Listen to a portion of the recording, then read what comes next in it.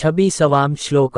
वरञ्च हि पञ्चत्वं व्रजते हरिराप्नोते वैरतिं विनाशं कीनाशो भजते धनदो याति निधनमम्। वेतन्द्री माहेन्द्री वेततिरपि सम्मिलितदृशा वहरति सति त्वत्पतेरसौ। 2 श्री सौंदर्य लहरी का 26वां श्लोक भगवती त्रिपुर सुंदरी की महाप्रलयंकारी शक्ति और उनके पतिव्रत धर्म की पराकाष्ठा को दर्शाता है।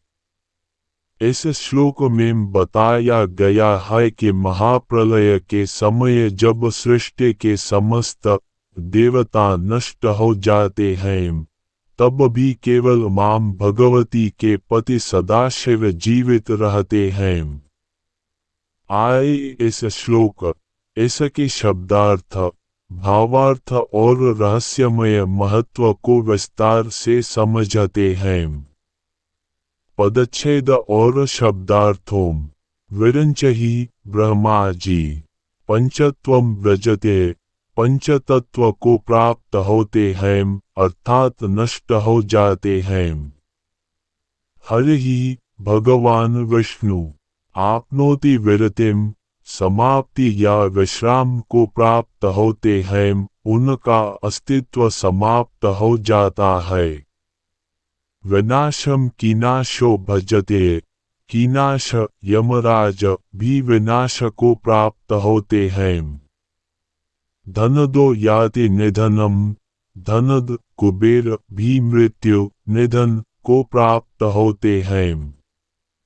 वितंद्री आलस्य से रहित सदा सतर्क, माहेंद्री विततिरपय इंद्र की भारी सेना या देवराज इंद्र का ऐश्वर्य भी। सम्मिलित दृश्यो अपनी आंखें मूंद लेता है, नष्ट हो जाता है। इस भयानक महाप्रलय के समय में विहरती आनंदपूर्वक या विहार करते हैं। सती हे सती पतिव्रता शिरोमणि त्वत्पतिरसो, यह आपके पति सदाशिव। हिंदी अनुवाद सरल अर्थ। हे सती पतिव्रता, महाप्रलय के उस भयानक समय में जब सृष्टि की रचना करने वाले ब्रह्मा जी पंचतत्व में विलीन हो जाते हैं, जगत का पालन करने वाले विष्णु जी समाप्त हो जाते हैं, मृत्यु के देवता यमराज स्वयं विनाश को प्राप्त होते हैं, धन के स्वामी कुबेर का निधन हो जाता है, और कभी न सोने वाली सदा सतर्क इंद्र की महासेना भी आंखें मूंद लेती है, नष्ट हो जाती है। उस परम विनाश काल में भी केवल आपके पति परम शिव अकेले आनंद पूर्वक विहार करते हैं। विस्तृत व्याख्या और आध्यात्मिक रहस्य। यह श्लोक आदि शंकराचार्य जी द्वारा रचित देवी स्तुति का एक बहुत ही सुंदर और रहस्यमयी श्लोक है। इसके पीछे छिपे गहरे अर्थ इस प्रकार हैं।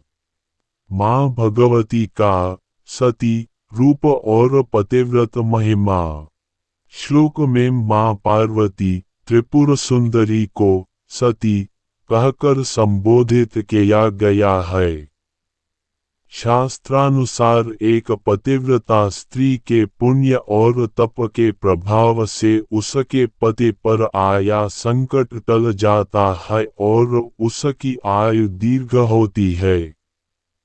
शंकराचार्य जी यहाँ कह रहे हैं कि हे माँ, आपकी पतिव्रता शक्ति और सतीत्व का प्रभाव इतना अनंत है कि जब महाप्रलय में काल समय सबको खा जाता है, तब भी काल के भी काल महाकाल सदाशिव सुरक्षित रहते हैं।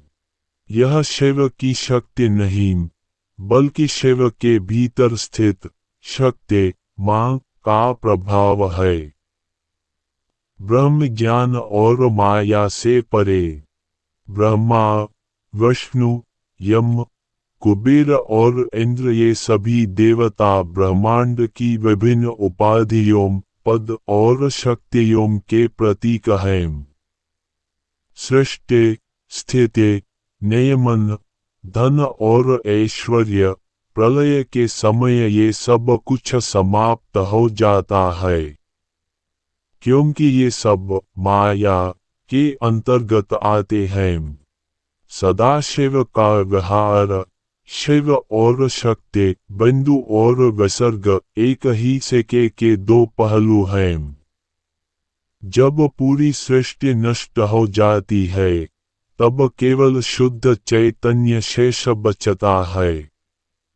शिव का उस महाप्रलय में विहार करना यह दर्शाता है कि वे काल, स्थान और परिस्थितियों से परे हैं। शिरो चक्र, सहस्रार का संकेत।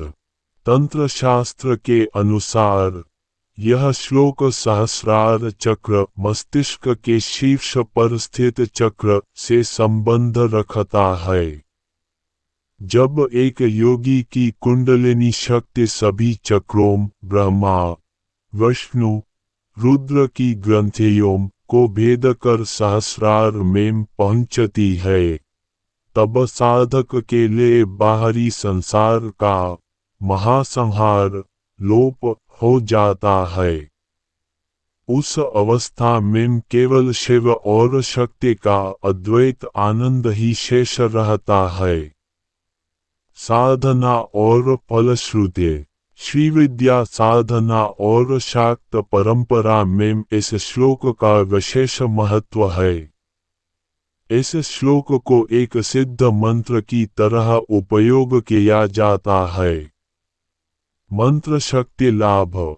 मान्यता है कि इस श्लोक का नियमित पाठ करने से अकाल मृत्यु का भय दूर होता है। जीवन में आने वाले से संकट टल जाते हैं और साधक को दीर्घायु तथा सर्व कल्याण की प्राप्ति होती है।